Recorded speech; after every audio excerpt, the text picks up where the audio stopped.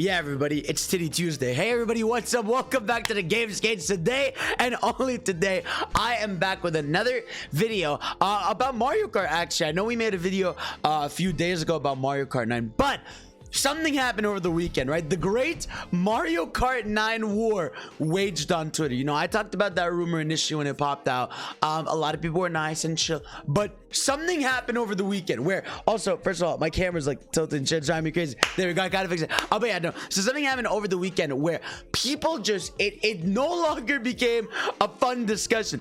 People started yelling at each other, talking shit, making fun of other people for their opinions on it. And it was just, it's been it's still going on right now, by the way. It's an entire bloodbath on the internet about Mario Kart. Oh my god, Mario Kart, why? It's fucking Mario Kart. So I figured, you know what? Let's sit down and talk about the points people have made that are good, you know, bad, and all that stuff. And I'm not going to be showing anybody's tweets because I'm not here to, like, you know, like point anybody out and do that. So that's just not my style. I'm not here for that. I just want to talk about the stuff people have primarily discussed and all that stuff. And I figured it's worth a discussion on both sides, right? So, you know, let's sit down, like the video, all right? Because I'm trying to grow up in this bitch, and I know you know I need to, and subscribe and all that just. So do that right now while I sip this water. Look at that. Look.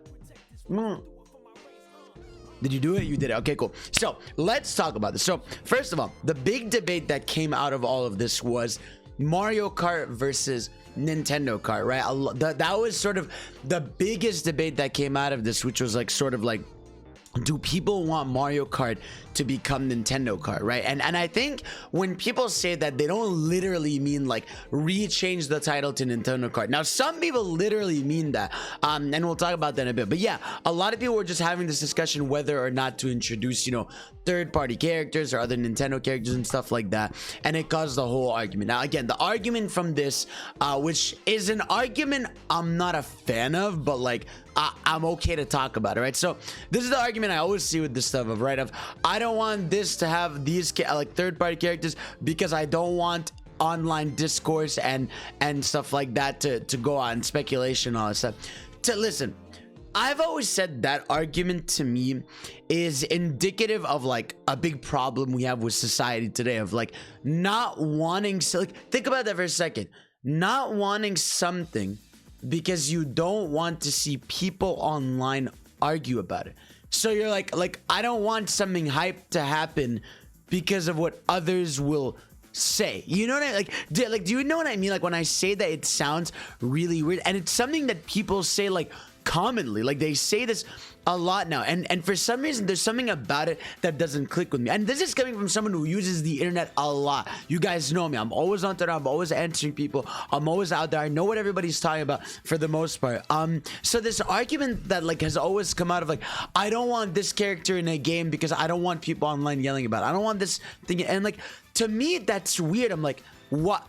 It's supposed to be for you, you know. You're supposed to get excited about it. Like, what? Why does it matter what someone online is saying? Now, again, I understand we can't avoid this stuff. You know, we're all part of the internet. We're all talking. We're all there. And I'd rather not, you know, the same way I would rather not have my timeline be people arguing about Mario Kart when there's like much bigger things in this world to complain about. But like, it's like I just think that argument was always very. It felt very weak to me, like, you know, in a sense, not in a bad way of like you like suck for it, but it's like I've tried to grasp it a lot, you know. And like I said, I understand it's annoying, right? It's like Sonic stuff, right? It's so annoying to go on Twitter a bunch and see a bunch of people always like ragging on Sonic and stuff like that. I get that, right? But like, at some point you sort of filter out the noise, you filter out your timeline, and you can make it the experience you want. You know, it's like when people are like, I don't want Sora and Smash because I don't want them to be involved with like Smash Twitter. I'm like, what? Smash Twitter? What does that mean? Just people on the internet that you can block? Just enjoy the character yourself. So that was the biggest debate that came out, right? That like some people don't want that. Now, another reason people didn't want Nintendo Kart sort of to happen is because they like that with Mario Kart we get original tracks, and that was a big debate, right? You know, like here's the thing about Mario Kart, right?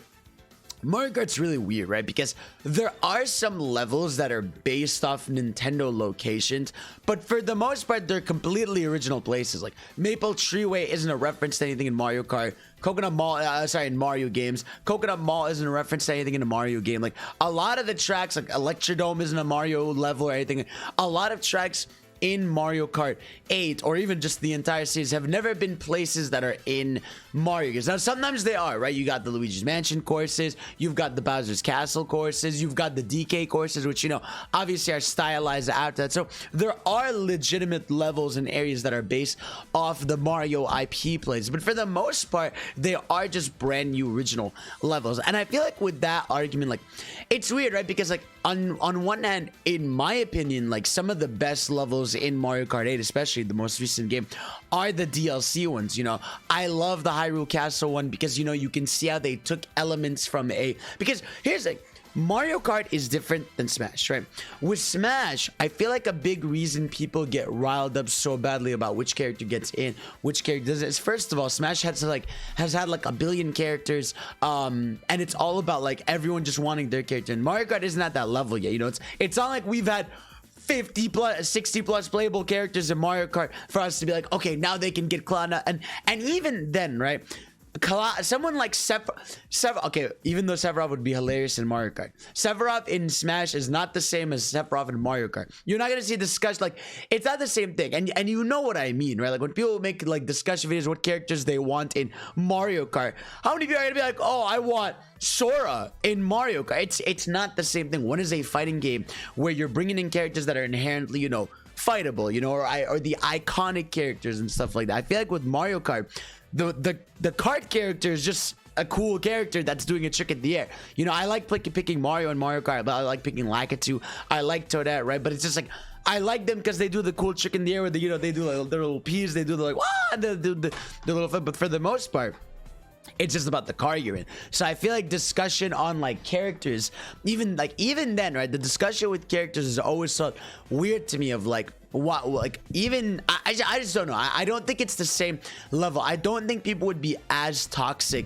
with like, you know, characters coming to Mario Kart as opposed to characters coming to Smash, where it feels different because it's a whole moveset. It's a character you're gonna see in tournaments and stuff like that. You know, with Mario Kart, it's more like silly, you know, just silly fun. And again, like I said, like honestly, the DLC characters for what's it called, Animal Crossing for Mario Kart were dope. Like again, I loved having, you know, the villager and Isabelle in there, and I love the Animal Crossing course. To me, like the original tracks, like the F-Zero tracks, are some of the best tracks in the game. You know, because they have all the boosters out there. You got the Hyrule Castle track, like I said, that has like that. I wish it had a few more references, but you know, it has that like curve area where you hit those 3 blocks and then the Master Sword pops up. Then you have the Excite Bike Arena that has the different layouts like every time you play, which is indicative of Excitebike. So this is something I talked about in the initial video of like how I like I want stages to feel more like they have like a unique attribute to them, and that's what I think would come with like other Nintendo characters. Like I said, I don't necessarily want this to become like, you know, like I said, all like it's like I don't want this to be like bring in Cloud, bring in Mithra Pyra, even though it'd be funny, bring in what's called Kazuya, bring in Crash. You know, I don't think it has to be that, but I feel like we were all I've never seen a single person complain that Link is in the game, or Inklings, or Isabelle and Villager. You know, I feel like people have loved those. They've loved the content they brought in. I feel like that would be the same with Mario Kart. You know, a Kirby track in Smash would be fucking incredible. You can't tell me otherwise. You know what I mean? Even a Xenoblade track, you know, like in Uriah, or like driving up the world tree would be sick. You know what I mean? Or something like what's another IP? You know, a Metroid track could be really cool. Again, like there's a lot of cool stuff you could do. But again, like I think realistically, when you think of Mario Kart, right, you know, to me, I just know the game is going to launch with like what assumably like 30 plus tracks, you know, that are going to be, you know, half new, half remixes, and there's going to be a lot of original levels. I think the base game is where you're going to get your brand new stuff, and then with DLC, which is going to 100% happen, that's when you get the wild stuff, and I'm okay with that. DLC always has to be a little wild to incentivize people to come back, you know what I mean? So I feel like in that sense, there's a lot that can be done. So we have, like I said, I would like I want it to still be Mario, because again, you look at the Mario franchise, there's still so many characters you can bring in. I was looking at the roster for Mario Sluggers the other day, right? And they got